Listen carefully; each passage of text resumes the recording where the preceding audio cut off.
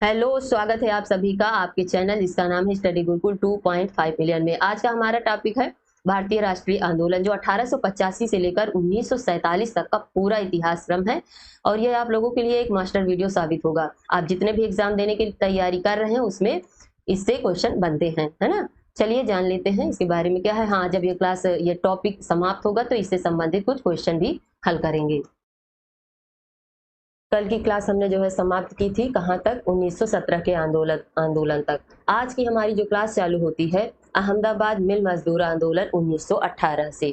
देखिए, चंपारण सत्याग्रह के बाद 1918 में गांधी जी अहमदाबाद के कपड़ा मिल मजदूरों से मिले और उनकी समस्या को समझा।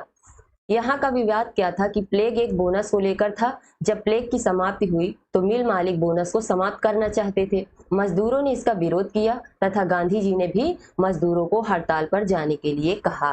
गांधी जी यहाँ पर अपनी जो पृष्ठभूमि थी ना उसको मजबूत कर रहे थे। चलिए आगे देखेंगे। इसके बाद 1918 में एक आंदोलन और होता है, उसका नाम क्या है, खेड़ा आंदोलन।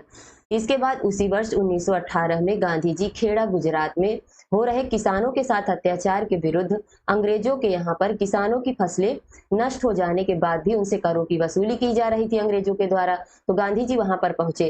गांधी जी ने किसानों को लगान न देने के लिए कहा और इस मामले की जांच के बाद यह निष्कर्ष निकाला कि लगान माफ कर देना चाहिए। गांधी जी के दक्षिण अफ्रीका में किए गए उनके कार्य को लेकर भारत में भी काफी चर्चित थे। इन आंदोलनों में सफलता पाते ही वह भारत के एक बड़े नेता के रूप में देखे जाने लगे और यही इनका मकसद था कि यहाँ पर अपनी पृष्ठभूमि को हम मजबूत करें।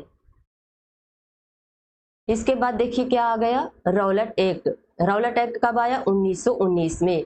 जब 1918 में विश्व युद्ध समाप्त हो गया था तो उसके बाद ही 1919 में अंग्रेजों द्वारा रौलट एक्ट को भारत में लाया गया। परंतु उस एक्ट में भारतीयों के लिए कोई अच्छी बात नहीं थी। भैया, ये रौलट एक्ट आया क्यों था? देखिए, 1914 से 1918 तक प्रथम विश्व युद्ध चला था। गांधी जी ने उसमें अंग्रेजों की मदद की थी और भारतीयों को कहा था कि सब लोग भाग लें।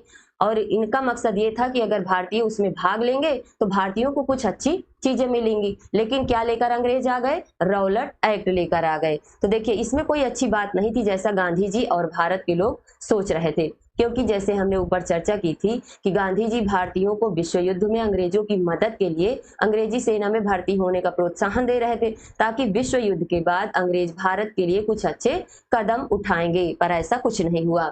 इसी रौलट एक्ट 1919 को क्या कहा गया? बिना अपील, बिना वकील और बिना दलील का कानून कहा गया। गांधी जी के द्वारा इसे काला कानून की संज्ञा दी गई। इसके बाद क्या हुआ, ये जो रौलट एक्ट आया था तो इसका विरोध करने के लिए पंजाब के दो लोकप्रिय नेता थे, डॉक्टर सत्यपाल और डॉक्टर सैफुद्दीन किचलू। तो इनकी गिरफ्तारी कर ली गई। तो जनता में इसमें आक्रोश पैदा हो गया कि और इनके आक्रोश की वजह से कई जगह पर हिंसाएं हुई। इसी के साथ क्या हो गया कि जलियांवाला बाग नरसंहार 1919 में हुआ। कहां पर हुआ? अमृत शहर में 13 अप्रैल 1919 को शाम 5 बजे जलियांवाला बाग में विशाल सभा में रौलट एक्ट, डॉक्टर सत्यपाल आदि के बारे में भाषण चल रहा था। तभी सैन्य अधिकारी ब्रिगेडियर जनरल डायर ने फौज द्वारा भीड़ पर गोली चलाने का आदेश दे दिया। इस घटना कांड में लगभग 1500 लोग मारे गए। वैसे सरकारी आंकड़ों के अनुसार मारे गए लोगों की संख्या 379 है और घायलों की संख्या 1200 बताई गई। जलियांवाला बाग नरसंहार के समय पूछा जाता है कि भारत का वायसराय कौन था, तो वायसराय था लॉर्ड चेम्सफोर्ड।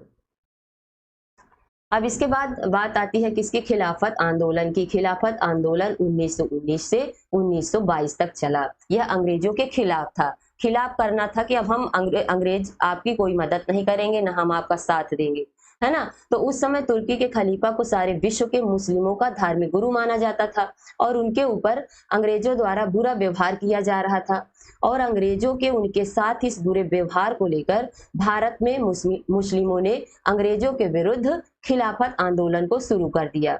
गांधी जी ने भी इस आंदोलन में सहयोग किया क्योंकि वे मुस्लिमों को भी भारत के अंग्रेजों के विरुद्ध राष्ट्रीय आंदोलन में जोड़ना चाहते थे। प्रारंभ में देखा जाए तो इस आंदोलन के नेतृत्वकर्ता कौन थे? अली बंधु थे, जिसमें शामिल थे शौकत अली और मोहम्मद अली द्वारा किया जा रहा था। परंतु बाद में इस खिलाफत आंदोलन का नेतृत्व गांधी जी को सौंप दिया गया। आगे देखते हैं। इसके बाद अंग्रेजों के खिलाफ क्या चालू हुआ? असहयोग आंदोलन, मतलब हम किसी भी चीज में आपका सहयोग नहीं देंगे। किसका? अंग्रेजों का। तो असहयोग आंदोलन कब चालू हुआ? 1920 में। देखिए कहानी क्या है कि इन सब घटनाओं को देखते हुए गांधी जी द्वारा अगस्त 1920 में असहयोग आंदोलन की शुरुआत करी गई। यह गांधी जी का भारत में प्रथम सबसे बड़ा आंदोलन था। यह आंदोलन अहिंसक होना था, जिसमें भारतीयों को अपने खिताबों का त्याग करना था, सरकारी शिक्षण संस्थानों, सरकारी सेवा, विदेशी सामान और चुनावों का बहिष्कार करना था और अंततः करों का भुगतान करने से इनकार करना था। गांधी जी ने भी अंग्रेजों के द्वारा जो उन्हें केसर ए हिंद की उपाधि दी गई थी, इसमें उन्होंने त्याग दिया था। अब इसके बाद क्या चालू हो गया? चौरी चौरा कांड। चौरी चौरा कांड का चालू हुआ 5 फरवरी 1922 को। 5 फरवरी 1922 को गोरखपुर जिले में चौरी चौरा में किसानों का एक जुलूस था, जिस पर पुलिस वालों द्वारा क्या किया गया? गोली चलाने पर भीड़ ने थाने में जाकर वहां पर 22 पुलिस कर्मियों को बंद कर दिया और उन पर क्या किया? मिट्टी का तेल डालकर आग लगा दी, है ना। तो इस घटना के बाद गांधी जी ने इस असहयोग आंदोलन को हिंसात्मक होते हुए देख इसको समाप्त करने का निर्णय लिया।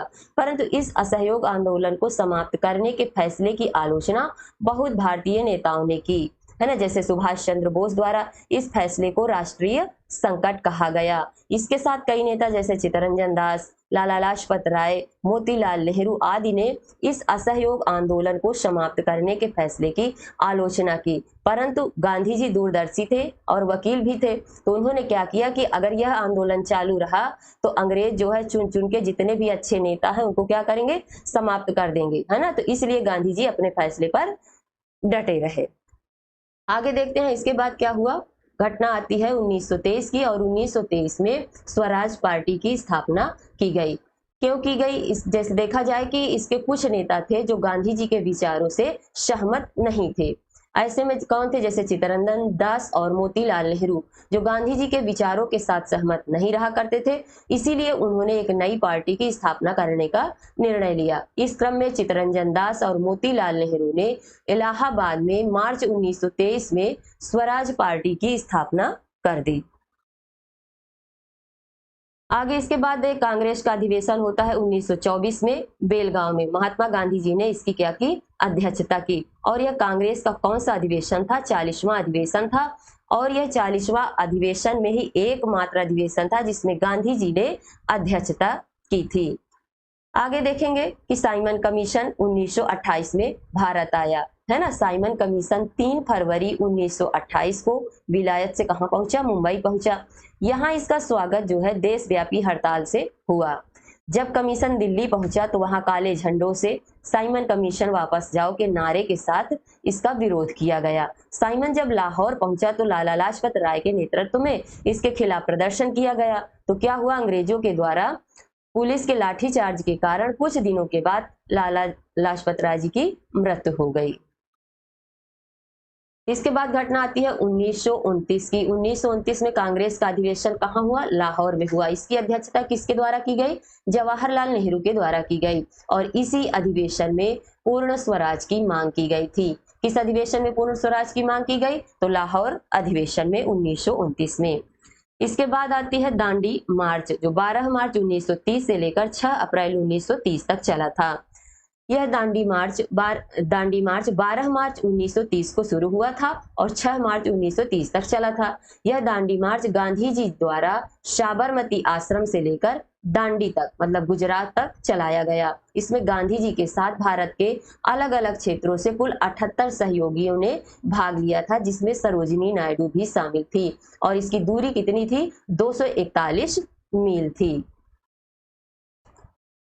अब इसके बाद अंग्रेजों को ये हुआ कि अगर हमें भारत में शासन करना है तो जो भारत के लोग हैं इनको बुलाया जाए, इनसे ज्यादा दिन टिकने के लिए प्रथम गोलमेज सम्मेलन किया गया और इसमें इनको भारतीयों को शामिल करने के लिए बुलाया गया कि भैया हम तुम्हारी मदद करेंगे, तुम्हें अपने प्रशासन में स्थान देंगे, सलाह देंगे, आप जैसा करेंगे वैसा करेंगे और इस तरह करेंगे तो हम जो है भारत में ज्यादा दिन तक टिके रहेंगे। तो क्या हुआ? प्रथम गोलमेज सम्मेलन।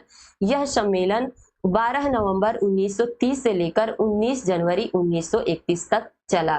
यह सम्मेलन सेंट जेम्स पैलेस लंदन में आयोजित किया गया था।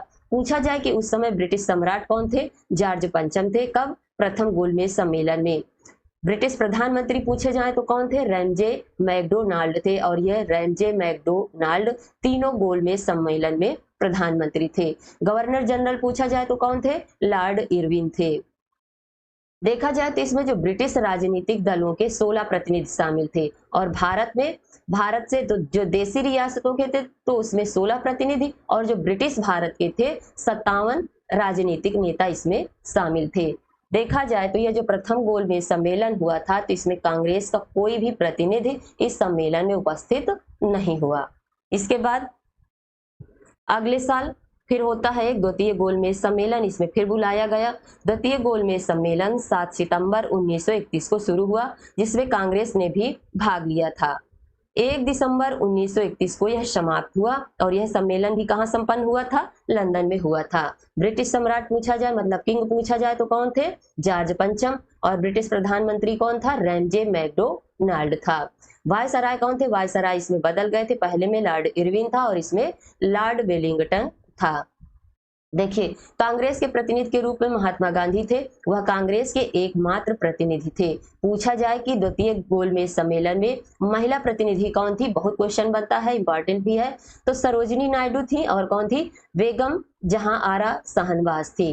राष्ट्रीय दल के प्रतिनिधि के रूप में कौन गए थे, तो मदन मोहन मालवीय थे। दलित वर्ग के प्रतिनिधि के रूप में कौन गए थे, डॉक्टर भीमराव अंबेडकर गए थे, और डॉक्टर भीमराव अंबेडकर तीनों गोलमेज सम्मेलन में सम्मिलित थे। मुसलमानों में पूछा जाए तो कौन थे, आगा खान तृतीय थे, मौलाना शौकत अली थे, मोहम्मद अली जिन्ना थे। चलिए आगे देखेंगे। ये जो द्वितीय गोलमेज सम्मेलन था तो इसमें जितने भी लोग थे तो सब लोग अपने पृथक निर्वाचन की बात कर रहे थे। तभी पूना पैक्ट 26 सितंबर 1932 को हुआ, जिसमें गांधी जी डॉक्टर भीमराव अंबेडकर भी थे, जिन्होंने दलितों के लिए पृथक निर्वाचन की बात की थी। तो इससे दुखी होकर गांधी जी ने पूना पैक्ट, गांधी जी और भीमराव अंबेडकर के बीच में पूना पैक्ट समझौता हुआ था। देखिए इसके बारे में देखेंगे कि गांधी जी दलितों के लिए पृथक निर्वाचक मंडल बनाए जाने से बहुत दुखी हुए, और 20 सितंबर 1932 से पूना के यरवदा जेल में आमरण अनशन प्रारंभ कर दिया। मदन मोहन मालवीय, डॉक्टर राजेंद्र प्रसाद एवं सी राजगोपालाचारी के प्रयासों से पूना में गांधी जी एवं डॉक्टर भीमराव अंबेडकर के मध्य एक समझौता हुआ। इसी समझौता को पूना पैक्ट या पूना समझौता के नाम से जाना जाता है ना। समझौते के अनुसार दलितों के लिए क्या किया गया, पृथक निर्वाचक मंडल समाप्त कर दिया गया। प्रांतों में दलितों के लिए सुरक्षित सीटें 71 से बढ़ाकर 147 कर दी गईं। इस समझौते पर गांधी जी एवं डॉक्टर अंबेडकर के हस्ताक्षर हुए थे। अब इसके बाद अंतिम गोलमेज सम्मेलन होता है, जिसका नाम क्या है, तृतीय गोलमेज सम्मेलन। अब इसमें क्या हुआ कि द्वितीय गोलमेज सम्मेलन की विफलता के बाद 17 नवंबर 1932 से 24 दिसंबर 1932 तक लंदन में तीसरा गोलमेज सम्मेलन आयोजित किया गया। तीसरे गोलमेज सम्मेलन में कुछ प्रतिनिधियों ने भाग लिया।